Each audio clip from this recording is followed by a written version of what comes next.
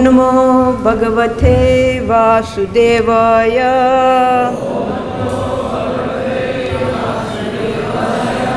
Om Namo Bhagavate Vasudevaya. Om Namo Bhagavate Vasudevaya.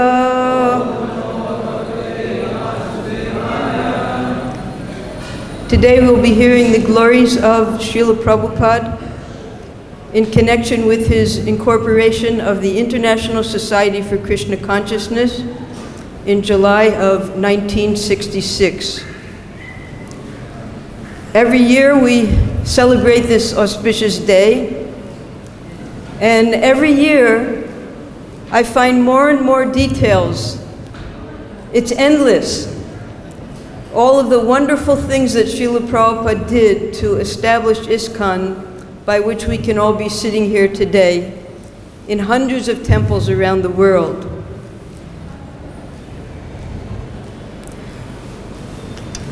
Namo Om Vishnu Padaya Krishna Prasthaya Bhutle Shrimati Bhakti Vedanta Swaminiti Namine Namaste Saraswati Deve Gauravani Pracharine Nirvishesha Sunyavari Paschatya Deshatarine Om Ajnana Timurandasya Jnananjana Salakaya Chakshurun Militam Jena Tasmai Shri Gurave Namaha Vanchakalpa Tarubhyascha Kripa Sindhubhyeva Cha Patitanam Pavanebhyo Vaishnavebhyo Namo Namaha.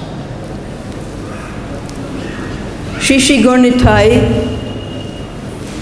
they appeared in the same Divya Yuga that Sri Krishna appeared.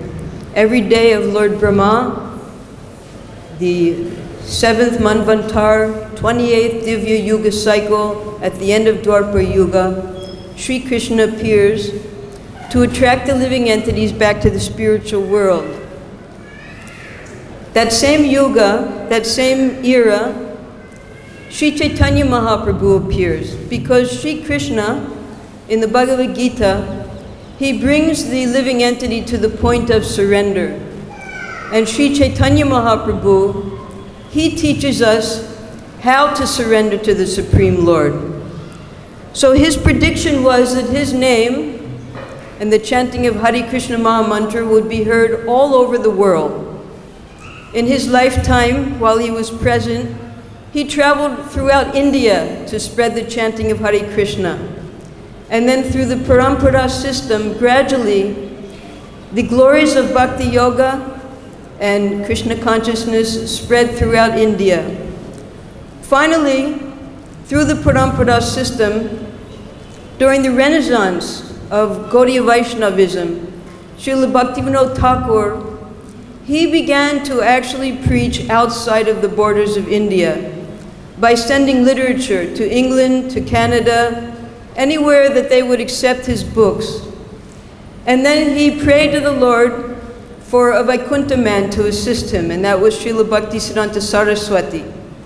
Bhaktisiddhanta Saraswati, he went a step further, and after establishing 64 mats in India, he sent his sannyasi disciples outside of India, to Burma, to Germany, to London, to establish temples. There was minor success. Then, because Srila Bhaktivinoda Thakur had predicted that there would be a Senapati. Senapati means a great general who would take this Krishna consciousness all over the world. So Srila Bhaktisiddhanta Saraswati, just before he left this world, after previously giving the same instruction to Srila Prabhupada, he again reiterated that I want you to go to the Western countries and preach in the English language. So this was Srila Prabhupada's direct instruction from his Guru Maharaj. And he was meditating since the time of 1922 up to the time of 1932, when Srila Bhaktisiddhanta Saraswati told him, if you ever get money, print books.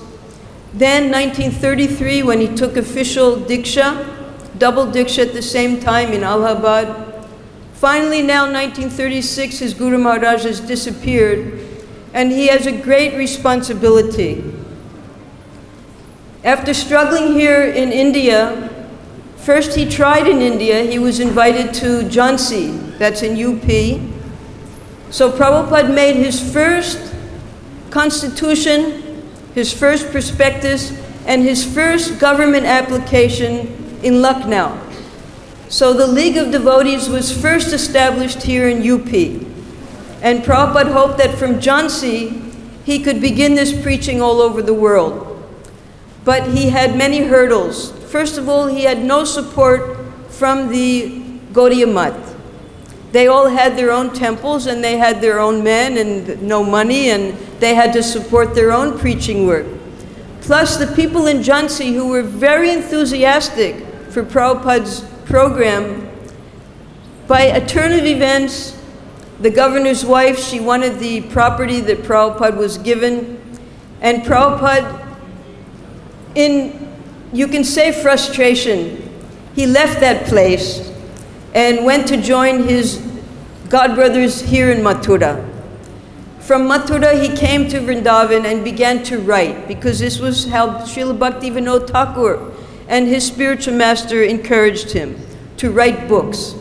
So after he had completed 3 volumes of Srimad Bhagavatam, he prepared to make the first flight, not by plane, to what he considered the most important country in the world, which was America, because he saw that whatever the Americans are doing, the whole rest of the world is following. So he didn't want to go to London, he didn't want to go to Germany, he wanted to go to America.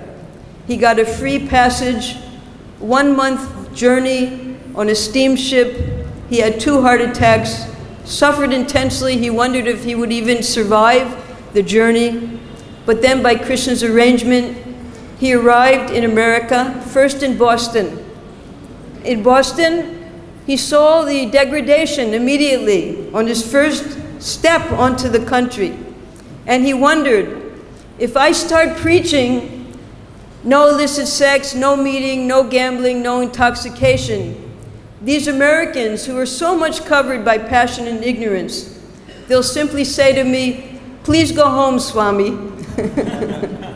But he had a mission. And even Sumati Morarji told him, don't come back until you've accomplished something, because she had given him the ticket. She wanted him to be successful. So Prabhupada was all alone. It was as if, because he had practically died on the ship, it was as if he had taken a new birth there. And the first place he stayed was in the home of the Agarwals, Gopal Agarwal. They were meat eaters. When Prabhupada cooked, opened up the refrigerator, there would be meat in their refrigerator. But he tolerated, and he made his first steps. He saw that the American people were pious. They believed in God, but they didn't have a full concept of who God was and how to love him. He knew there in Butler, Pennsylvania, he wouldn't be able to accomplish much. So after about a month, he said goodbye to the Agarwals and decided to make that big step into the Big Apple. New York City is sometimes called the Big Apple. When you have a big apple, that means you get and it's very nice and sweet. A lot of worms like to go in and live in that apple. So the Big Apple of New York City, Prabhupada considered New York to be the most important city in the most important country. So he wanted to preach there. And he had one address. So from the family, the Grihamedis actually, you know, they didn't know much about Krishna consciousness. From that setting, his first preaching, he then went to New York and stayed under the auspices of an impersonal yogi, Dr. Ramamurti Mishra. Dr. Ramamurti Mishra, he was preaching impersonalism. He had a society, a yoga society, and he was established. He had a yoga studio, he had an ashram in the countryside, but he personally was dying from poor health. So Prabhupada would cook for him. And we all know the effects of prasadam. So Dr. Mishra, he allowed Prabhupada to lead kirtan. But when Prabhupada began to argue with Dr. Mishra in front of all of Dr. Mishra's students about the superiority of personal Vaishnavism, he didn't allow him to preach. So Prabhupada, he decided, I have to have my own place. And in a little room he rented, he began his own classes from the Bhagavad-Gita. And some of the students of Dr. Mishra would come to hear him 3 evenings every week. But by Krishna's arrangement, though he was beginning his lecturing, and he bought a big, in those days we didn't have technology. One tape recorder weighed about 10 kilos, and the reels were this big.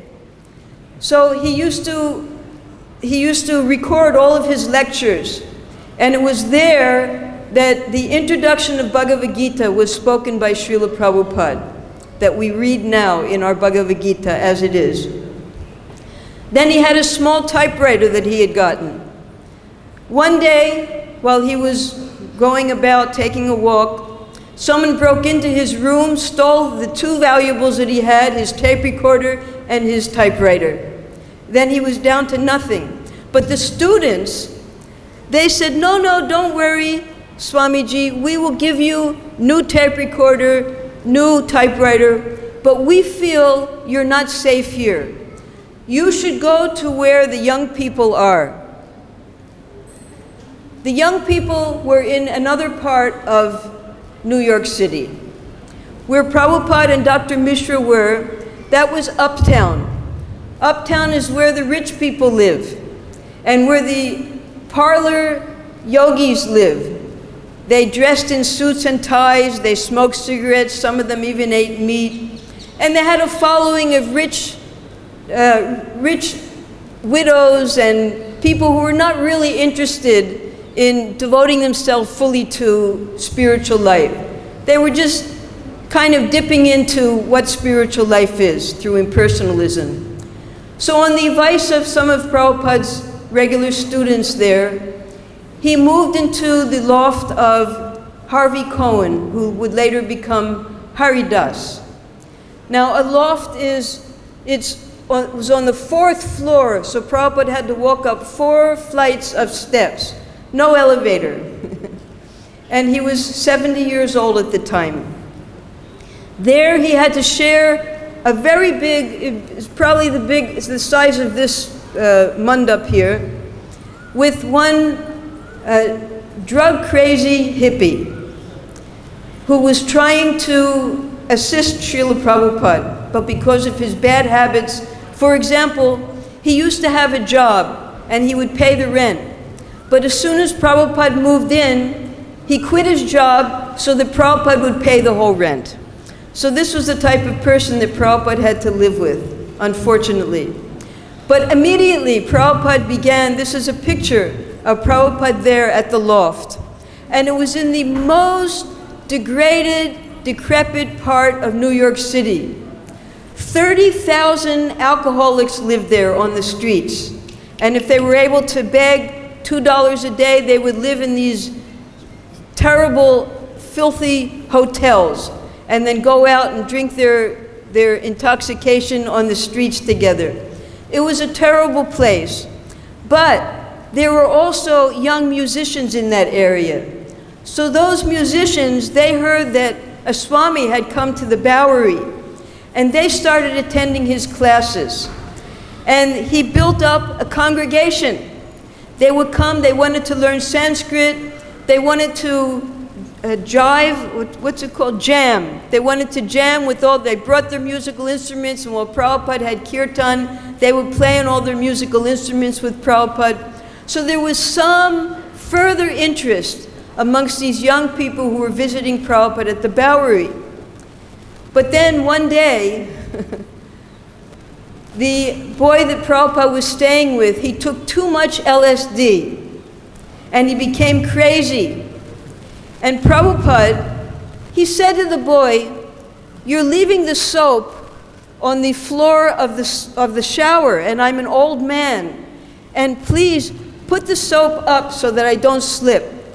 So the young boy, very ferociously, with a very frightening face, came to attack Srila Prabhupada at that time. And Prabhupada had to flee the apartment with just his bead bag. He didn't know where to go, he didn't know what to do. So he went to one of the most serious of his students, Mr. Michael Grant, who would later become Mukunda Das, who's still most devoted to Srila Prabhupada, and he asked him for help. So Mr. Michael, he found very quickly, within 2 weeks, a place for Srila Prabhupada to stay. And that was 26 2nd Avenue. So at this place at 26 2nd Avenue, Prabhupada, when he was in the Bowery, in the loft, one of the other students who had come, his name was Carl Jurgens. And he was also a musician, and he was an activist for all types of avant-garde societies. So he knew how to set up religious societies in America. So Prabhupada asked Carl that he gave him this prospectus of the League of Devotees that Prabhupada had established in Lucknow. And he said, you please make a religious society for me here in America.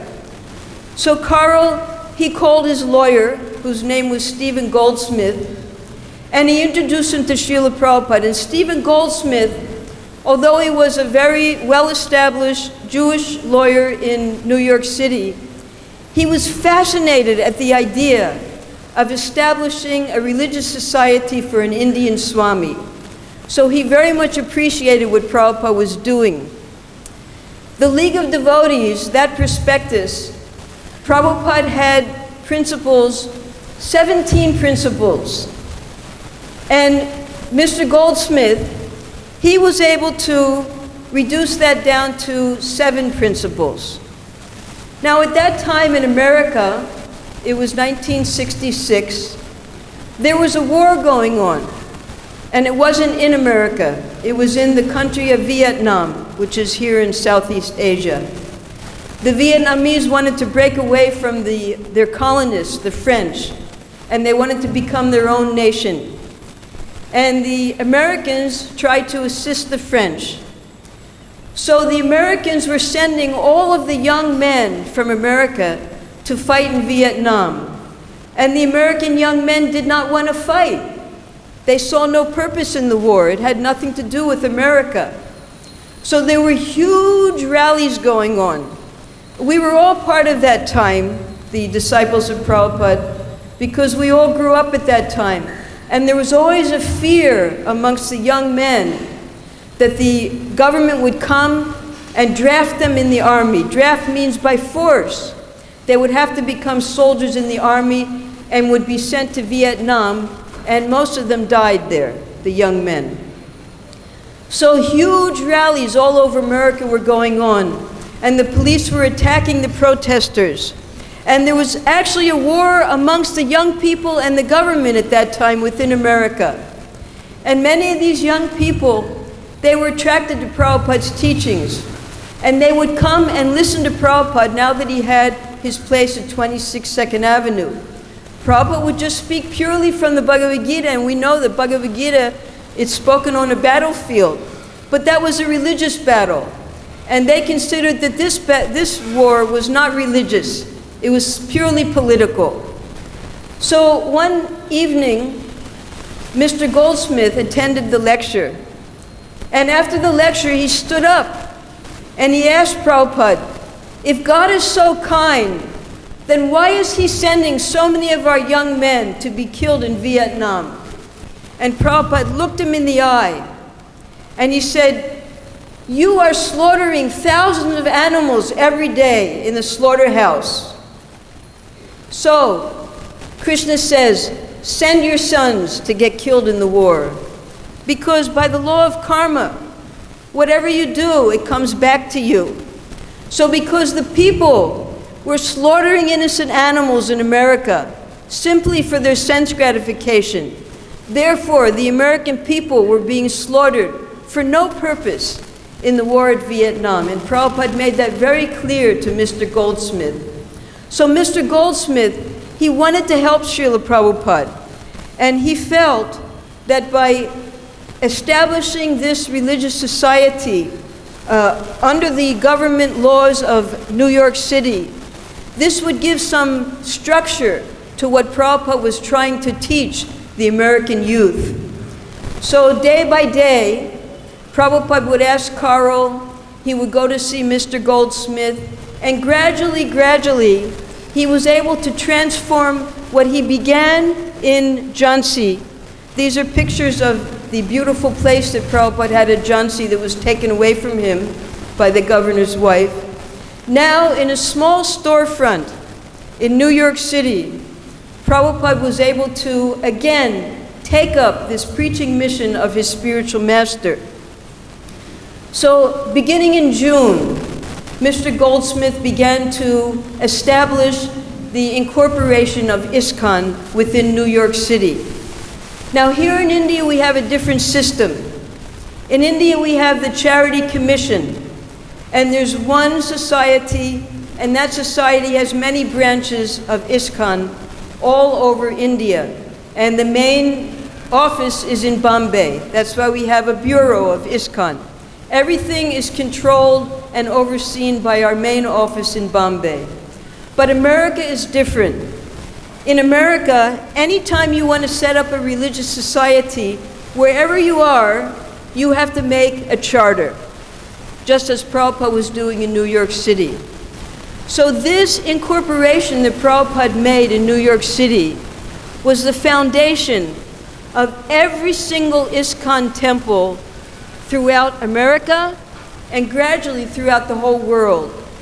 Mukunda, Michael Grant, who had helped Prabhupada to establish this New York center, he took that same constitution, the same charter that was incorporated, he made the same one in California, then he took it to England, he made it in England, and then he brought it here also to India and made it here in Bombay.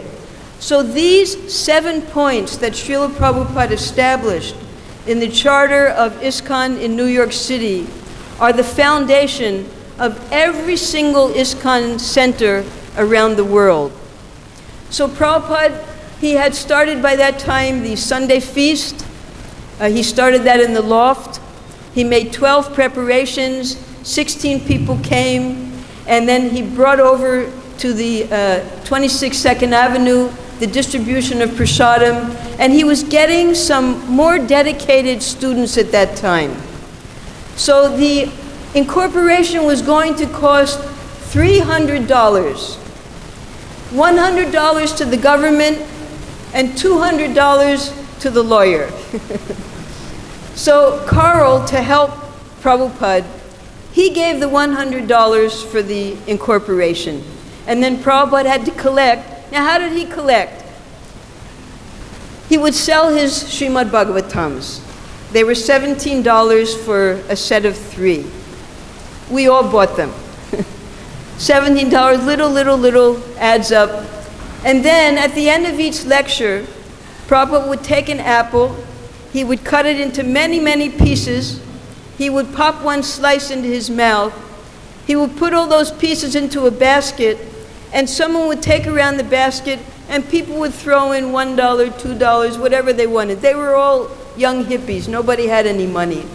So this is how Prabhupada was able to collect money in those days. Much difficulty. Not like what we have now with the announcements every morning. So Prabhupada, yes, he brought the $200, and the incorporation was made. Now, on July 1st, Prabhupada moved into 26 Second Avenue, and one evening, Mr. Goldsmith, he comes to the lecture. It was on June 11th. Before that, Prabhupada, he had to get trustees. So one morning, because Michael Grant, he was a musician, and he would do his music playing at night in the nightclubs and different places like that. And he would come home in the morning and go to sleep. Well, Prabhupada knocks on his door, and he says, I need some trustees. I want you to sign this incorporation. So Michael, he signed it, and his girlfriend signed it, and they had all their friends sign it also. And then finally the day came when Mr. Goldsmith, he came to the Matchless Gifts one evening. He was sitting by the door in a suit and tie, not like the hippies with their hippie clothes. And Prabhupada saw him there in the back corner. And Prabhupada began preaching that we are preaching Bhagavad-Gita exactly as Krishna spoke it. We're not doing any interpretation. We're not changing anything. And he gave the example that we have here in our audience Mr. Goldsmith, who is a lawyer. Now he knows that by argument, you can turn anything upside down. And Prabhupada gave the example that in Calcutta, there was a rent tax that was levied by the city. Rent tax means what they're trying to do now. Even if you take rent, you're going to have to pay GST. So it's not a new thing. The government was already doing that way, way back. So Prabhupada said, they made the rent tax law, and one advocate, he was able to turn it completely upside down, so they had to scrap that law and make a new law. That's the way lawyers are, they're so powerful. So he introduced Mr. Goldsmith, and he said, you have something to say? Please stand up. And Mr. Goldsmith, he took out of his briefcase some papers. And he said, we are here, we need signatures for this incorporation of International Society for Krishna Consciousness. Now, by that time, there were already a few serious students. Two of them were Kirtanananda, he would be Kirtanananda, and Hayagriva. Keith and Howard. Thank you. Howard Wheeler. So they suggested to Srila Prabhupada, you're in America, no one has heard of Krishna, very few people. Why don't you call it International Society for God Consciousness? Prabhupada said, no, God is very unspecific. If they don't know who Krishna is, they should come to us and we will tell them who Krishna is.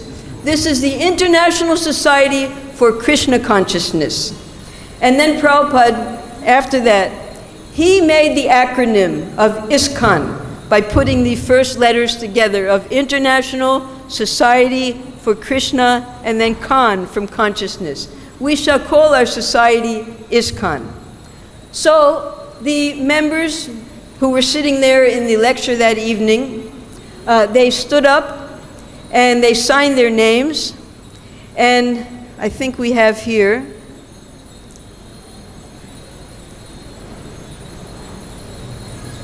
yes, these were the trustees. First was Michael Grant, he would become Mukunda. Then his girlfriend, they would later marry, that was Jan, she became Janaki. She was the first female disciple of Srila Prabhupada, and don't let anyone else fool you into saying that they were the first disciple. Janaki was the first female disciple of Srila Prabhupada, and she was the trustee of the original Iskcon Incorporated Society. She was the elder sister of Jamuna, who joined later. Then there was James Green, who was Jagannath Das, initiated by Prabhupada, who later unfortunately left Iskcon. Then Paul Gardner. Paul Gardner was the landlord of 26 Second Avenue. And Donald Chapdelaine. Donald spoke French, and he was using 26 Second Avenue as a free place to live. And when nobody was in the big room, he would smoke marijuana.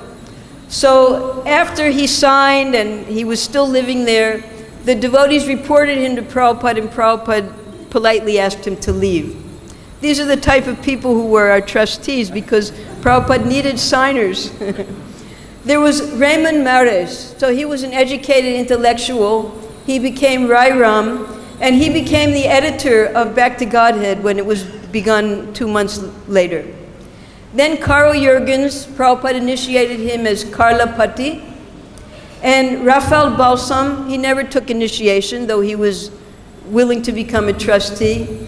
and Robert Lefkowitz, who was the first Ravindra Sarup in our society. He also left, and Prabhupada reinitiated another devotee, William Deadweiler, in 1971 as Ravindra Sarup. So now we'll go back. Just wanted you to know. So here's Prabhupada. Next to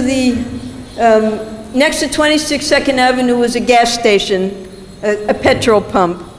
So the devotees wrote on the wall right there that Prabhupada has moved to 26 Second Avenue, come for Kirtan. This was the entrance of the Matchless Gifts.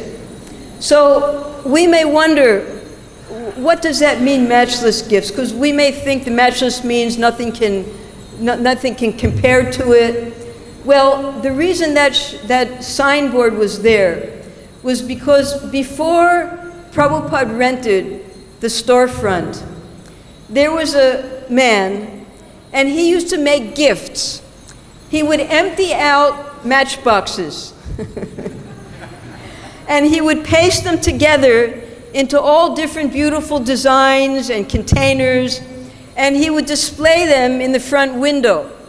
And that's why it was called Matchless Gifts.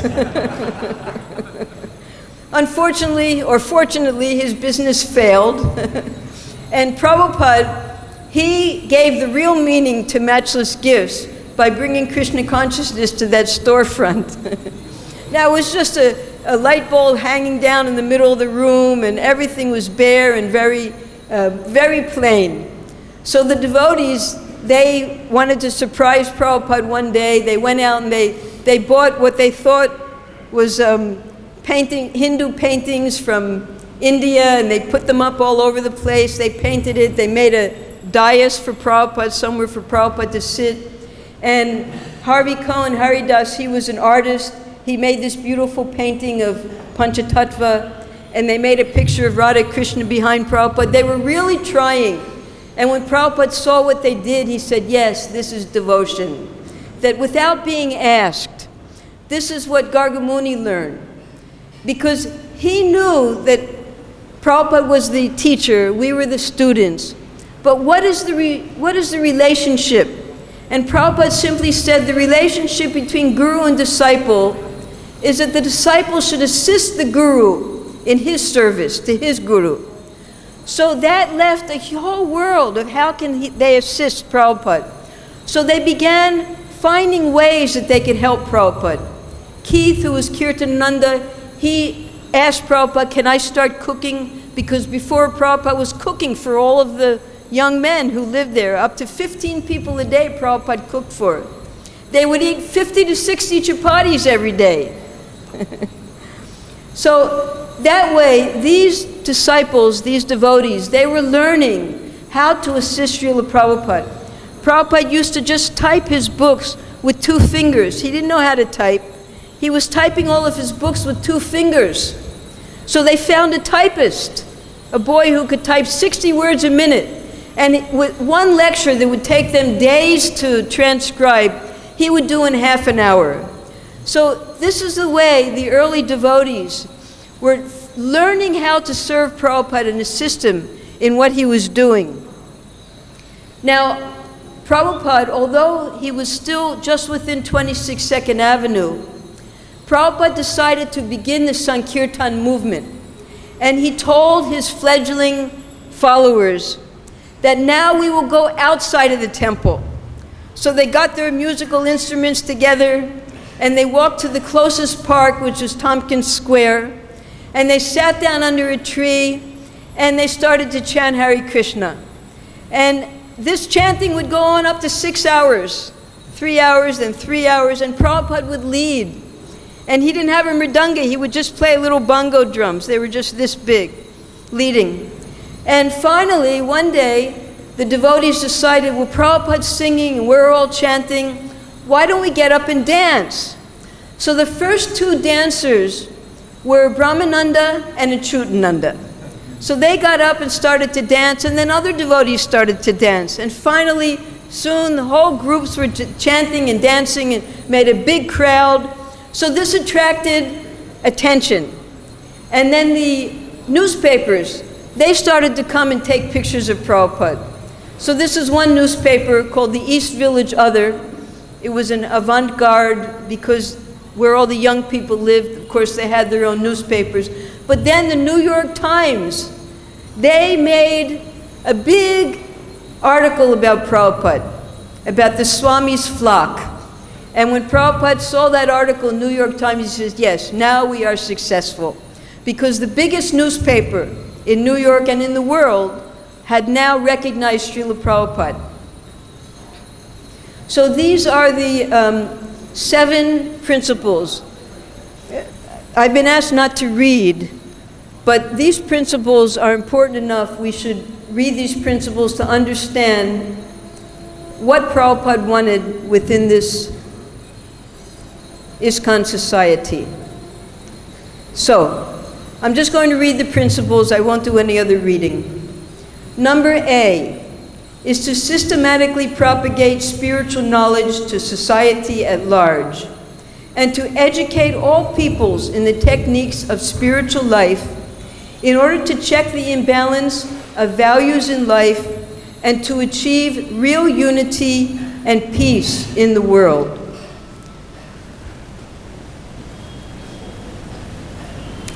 Srila Prabhupada, the word propagate was used in this number A. Prabhupada used the word preaching because all avatars, all great teachers, they all preached. Jesus Christ preached, Lord Buddha preached, Krishna himself preached to Arjuna, Lord Caitanya also preached. So Srila Prabhupada, by using the word propagating, that's propaganda. Propaganda, he was taking the volume of Vedic literatures and preaching this to the American youth. So this preaching would be very effective. Number B, to propagate a consciousness of Krishna as it is revealed in the Bhagavad-Gita and Srimad Bhagavatam. C, to bring the members of the society together with each other and nearer to Krishna, the prime entity, and thus to develop the idea within the members and humanity at large that each soul is part and parcel of the quality of Godhead, Krishna. D, to teach and encourage the Sankirtan movement, congregational chanting of the holy name of God, as revealed in the teachings of Lord Sri Chaitanya Mahaprabhu. E, to erect for the members and for society at large a holy place of transcendental pastimes dedicated to the personality of Krishna. F, to bring the members closer together for the purpose of teaching a simpler and more natural way of life. Now, these are the first 6. These principles, they were presented to a county clerk, an officer in the Incorporation office in New York City. They didn't know who Krishna was, they didn't know who Lord Chaitanya was, they didn't know what Sankirtan was. But because of the first Constitution, the First Amendment in the American Constitution, every American has the right to the freedom of religion because America was based on freedom of religion. There was a lot of religious persecution going on in Europe, so those who were being persecuted, they came to America. America is a melting pot of people from all over the world who came there to that new world to live and practice their own religions.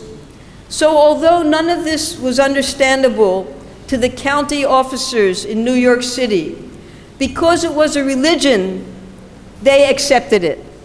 So this was for the government.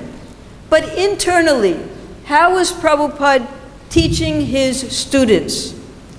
Within the 26th Second Avenue, Prabhupada put up 3 notices. One notice was the 10 offenses against the holy name. That we all know what they are. So, along with chanting Hare Krishna, the devotees now had to be cautious of avoiding the 10 offenses. The other was that the devotees had to avoid particular things, and that was the 4 regulative principles. And Prabhupada added on to these things.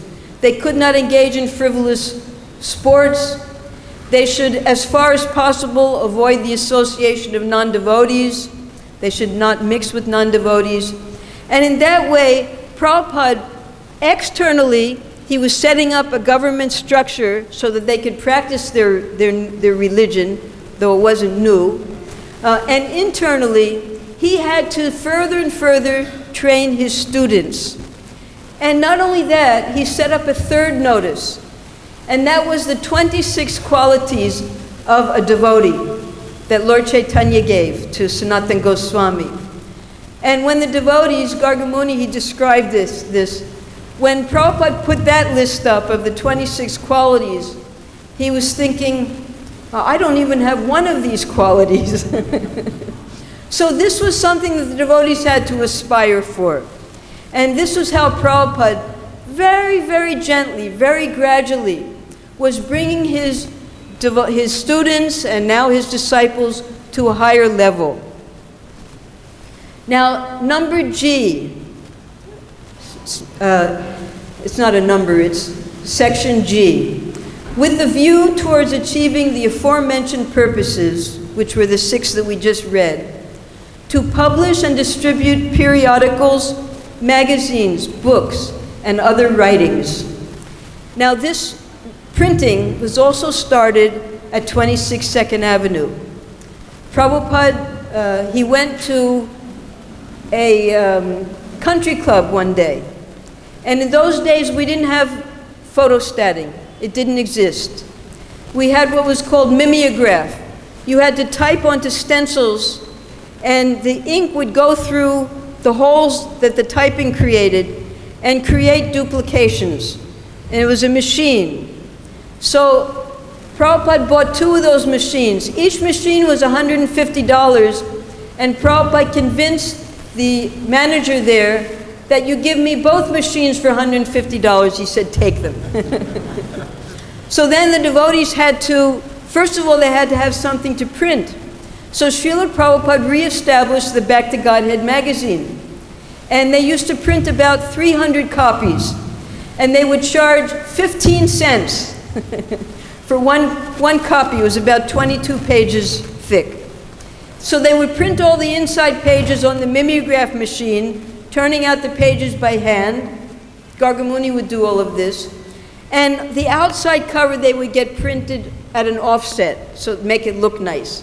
So we have all of those old copies in Prabhupada's library. You can see them. All the effort that the devotees made to print, collate, and then distribute these books by hand. So now, after that, Prabhupada began what is called the Iskcon Press. And as more and more devotees joined, and Prabhupada's books became bigger and bigger, they learned how to make bigger books. And all of the devotees, we all had to take part in putting Prabhupada's books together, whoever lived in New York at that time. So we were all there. You can see this is when some girls had joined.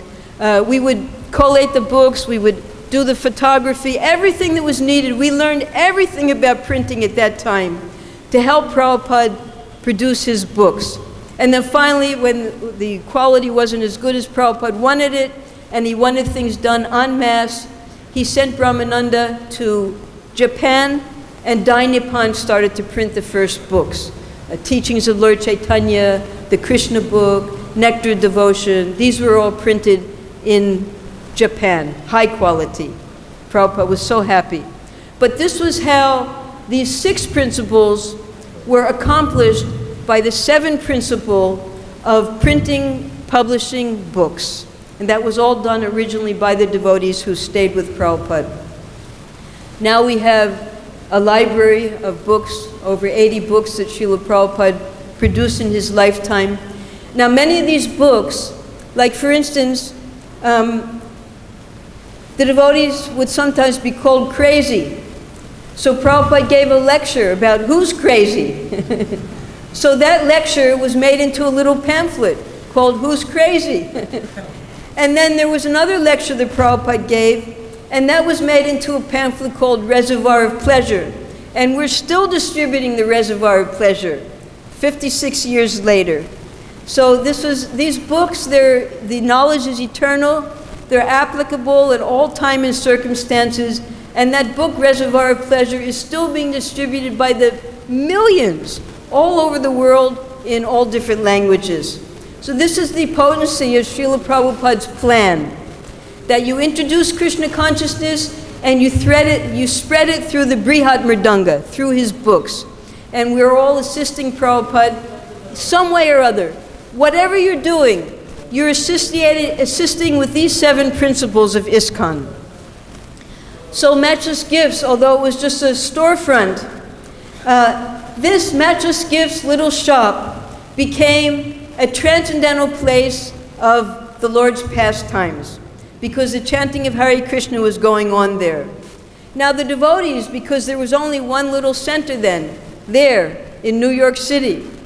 But then some of the devotees, Mukunda, Janaki, then they got together 4 other devotees, they would be devotees. There would be Jamuna and Gurudas, Malati and Shyama Prabhupada asked them to go to California and start a temple there. So for the first time, Prabhupada, he sprouted wings and he flew. He left 26 2nd Avenue. And the devotees, they thought Prabhupada would never leave. They thought, this is it. This is our transcendental place of pilgrimage. We're the devotees, we're doing the printing. But no, Prabhupada left. And he went to establish the center in California. And then Los Angeles. And then Montreal. Prabhupada, he had worldwide vision. And then from Montreal, he sent devotees to England. He sent them to France. He sent them to Germany. And then he sent Burijan to Hong Kong all alone. He sent devotees to Australia, to Japan. Prabhupada, he was unstoppable. As soon as anyone became initiated, he would send them to open a temple. So this was the way Iskcon was created. The devotees, they had just gotten their beads, they had just got initiation, and Prabhupada would send them to open a temple. And they had to become temple presidents, they had to become cooks, they had to become lecturers, instantly. As soon as they became devotees. I remember, the first day I went on Sankirtan, they dressed me in a sari, they put back the Godheads in my magazine. I didn't know anything. But that's how you learn. So Prabhupada, yes, he explained that he would put you in the judge's seat, and then you had to become the judge. There were no Bhakti Shastris, there was nothing, nothing at all. We had Prabhupada's 3 books, and the new books that were being printed, and whatever we learned from those books, that's what we taught, and we made more devotees. And this is how Iskcon grew. And there was a mannerism to how we opened up, because 26 2nd Avenue was a storefront. So most of the first temples, the devotees would rent storefronts. And a lot of them had the same interior decoration.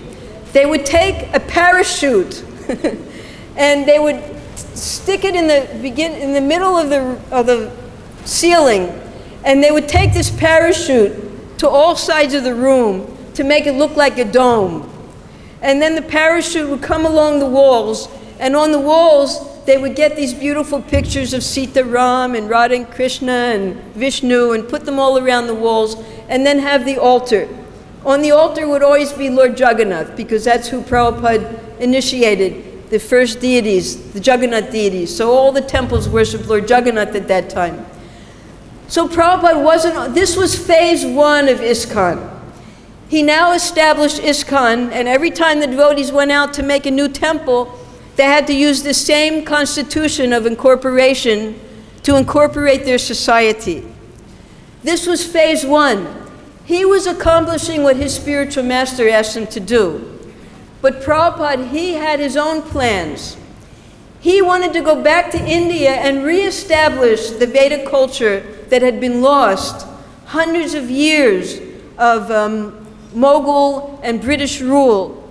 He wanted to bring the Vedic culture back up to the forefront. So as soon as this was established, on October 7th, 1966, Prabhupada wrote to the Goswami, Gorchand, in Radha Damodar Temple, that we had measured the land. I would now like to take that land and establish a Rupanuga Para Vidyapit in the Radha Damodar Temple. And my American disciples, they will pay for everything. They will come and establish a beautiful center there for education. They weren't agreeable. That was when Prabhupada decided he had to make his own temples in India. Prabhupada had worldwide vision. But in order to continue his preaching, he had to get permanent residence here in America. Now, when there were enough devotees, had been initiated, first 11, then another 4, then another 2, it was growing. In the first year, there were 19 disciples initiated. Then Prabhupada decided, well, we have to have some structure within our temple. So the devotees who were regulars, he brought them together. He asked, who will be our president? So everyone had different suggestions. They said maybe Kirtanananda because he was the first to join you. And Prabhupada said, no. Our first temple president will be Brahmananda because he's supporting the temple. With his job as a teacher, he's giving $400 every month. And our secretary will be Satsvarup because he's doing all the typing, the editing of the books. And our treasurer will be Gargamuni. And that's how Gargamuni Prabhupada named him Gargamuni, because he was in charge of the money. And Prabhupada taught him, he was 18 years old, Prabhupada taught him everything about accounting, because Prabhupada could see everyone. He knew that Brahmananda was a leader. Even in his school days, he was a leader. He had his own group. Satsvarup was an intellectual, and Gargamuni, he was a businessman. So Prabhupada, he knew all of his disciples and how to engage them perfectly.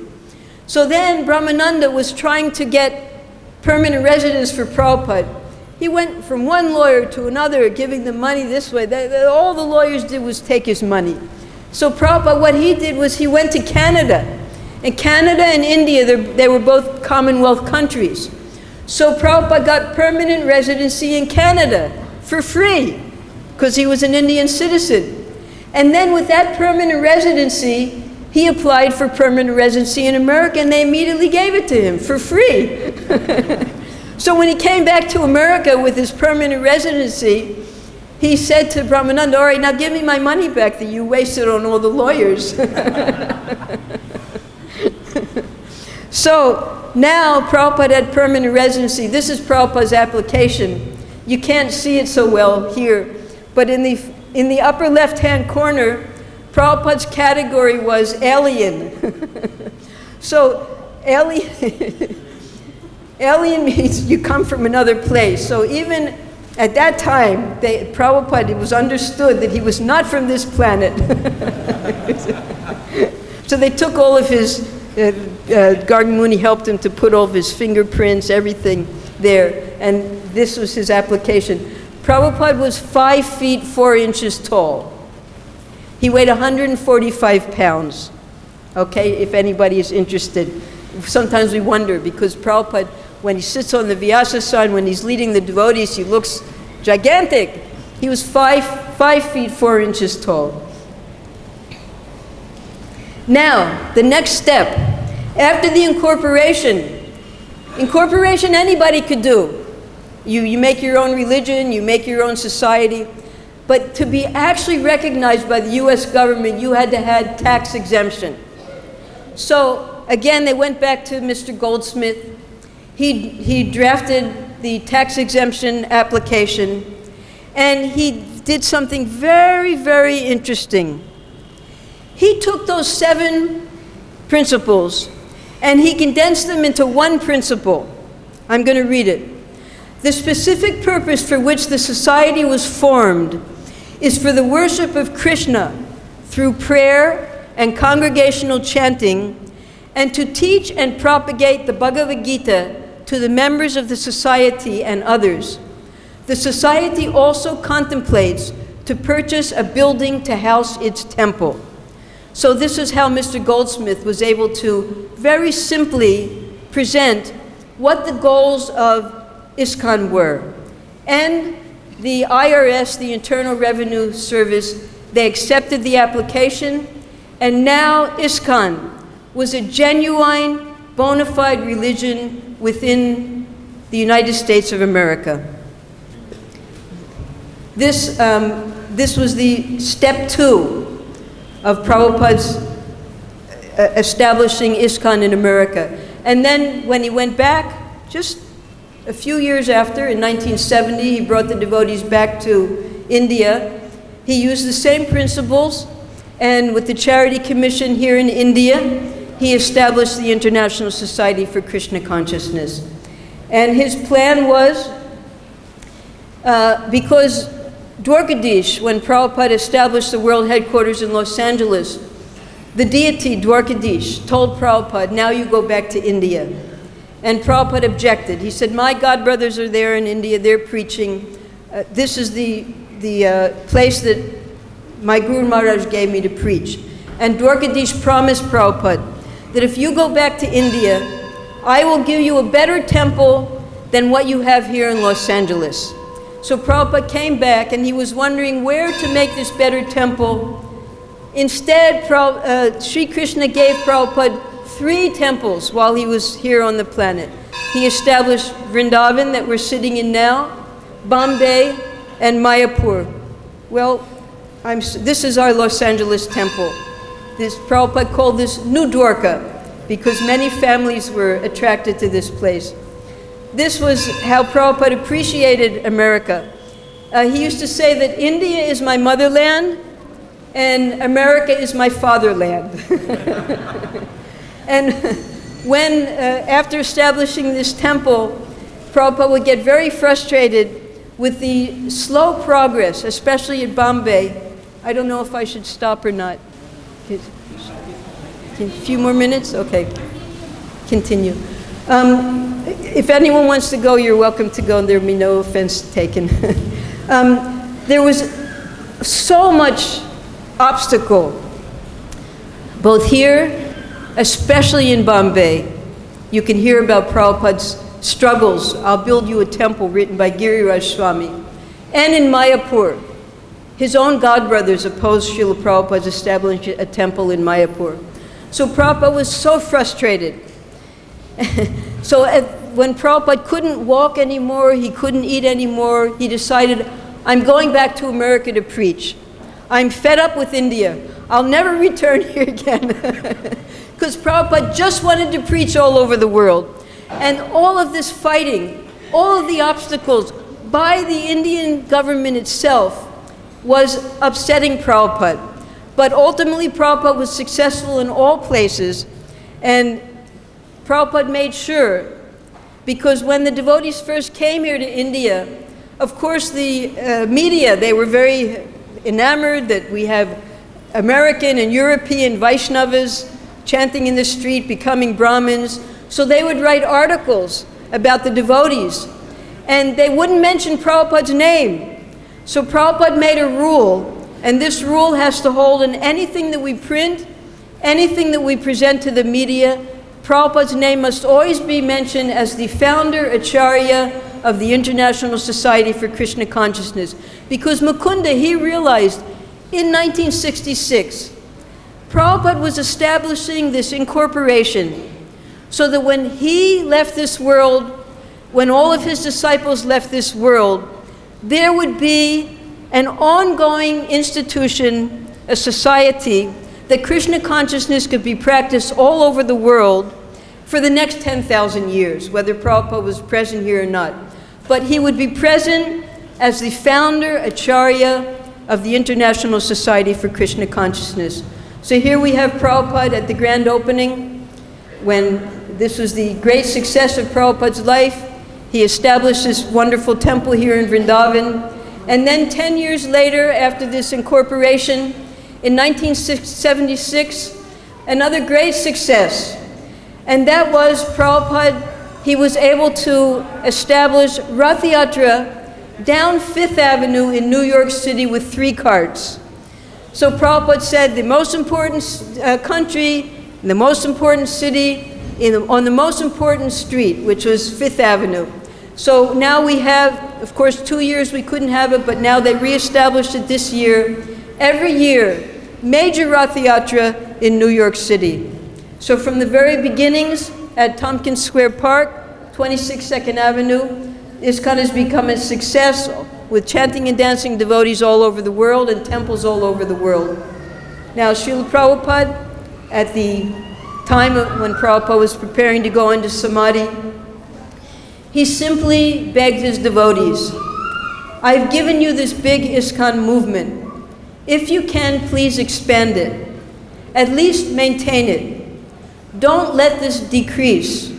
Please cooperate. And then Prabhupada started to cry. Everyone in the room started to cry. That was probably the most painful moment of my life, to see Prabhupada cry. So we have this movement. It's Srila Prabhupada's movement. We have the good, we have the bad, and we have the ugly. But we have to be determined to never leave Iskcon. We have to always try to push it forward. If there's a problem, push it forward. Because when you leave Iskcon, you make Prabhupada cry. So let's make Prabhupada happy and push on Krishna consciousness to every town and village. This was spoken by Udayananda Prabhu. So 50 years later, in 2016, we celebrated the 50th, the Golden Jubilee of Iskcon. This, I don't know if you can see it from a distance, this was the celebration in Calcutta at Prabhupada's birthplace. And 108 countries were represented at that time. They had Sankirtan with their flags going all over Calcutta, and then from there they went all over India. From 108 countries, devotees came to show that this is truly an international society, that Krishna is not a Hindu god just for the Indians. Krishna is the Supreme Lord for all living entities. He's in all of our hearts. And we should assist Prabhupada, as the Srimad Bhagavatam says, Kalir dosha nithe rajan, asya heko mahan guna, kirtanad eva krishnasya, mukta sangha param rajet. That, my dear King Parikshit, although Kali Yuga is an ocean of faults, there is still one good quality about this age. Simply by chanting the Hare Krishna Maha Mantra, one can become free from material bondage and be promoted to the transcendental kingdom. So let's all chant together, Hare Krishna, Krishna Krishna, Hare Hare, Hare Ram, Ram Ram, Hare Hare, Hare Krishna, Jai.